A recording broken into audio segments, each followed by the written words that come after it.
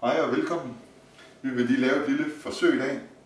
Vi vil putte noget meget basisk vand, der kommer ud af den her. Det er 11,5 pH værdi. Det vil vi lige putte i en tallerken.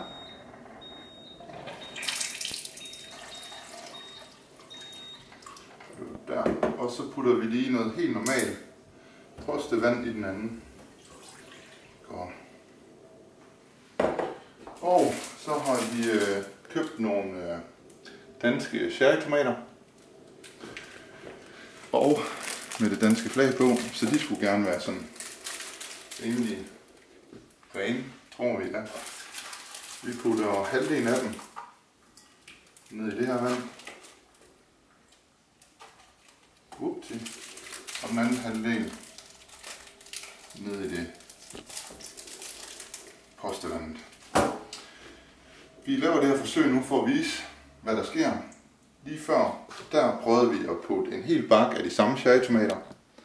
Puttede vi ned i det vand her, for at se om vi kunne fjerne noget på tomaterne. Det er simpelthen pesticider og sprøjtemiddel, der gør at vandet bliver helt grumset og helt gult. Så nu prøver vi lige at se, hvor mange minutter det tager for vandet at opløse alt det her. Godt. Som I kan se, så er der snart gået 8 minutter. Og farven begynder at blive tydeligere og tydeligere.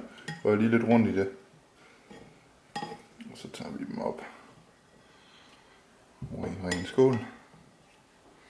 Hold da op, mand. Og det sjove, så kan se ved den her over, når jeg rører rundt i det, ligesom jeg lige gjorde i den anden, sker der ikke helt så meget. Så tager jeg de tomaterne og hælder over i den her.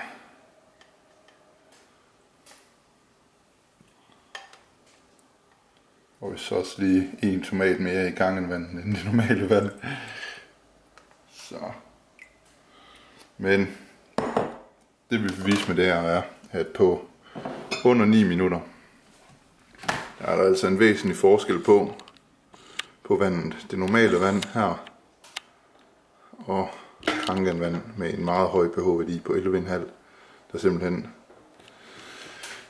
suger alle sprøjtegifter og sprøjtemidler og pesticider ud af tomaterne. Og en ting, der er helt sikkert, det er, at når du smager en tomat, så er der kæmpe forskel på, om der ligger det her olierede lag uden på en tomat, eller om den bare er helt ren og frisk. Tak fordi du så med.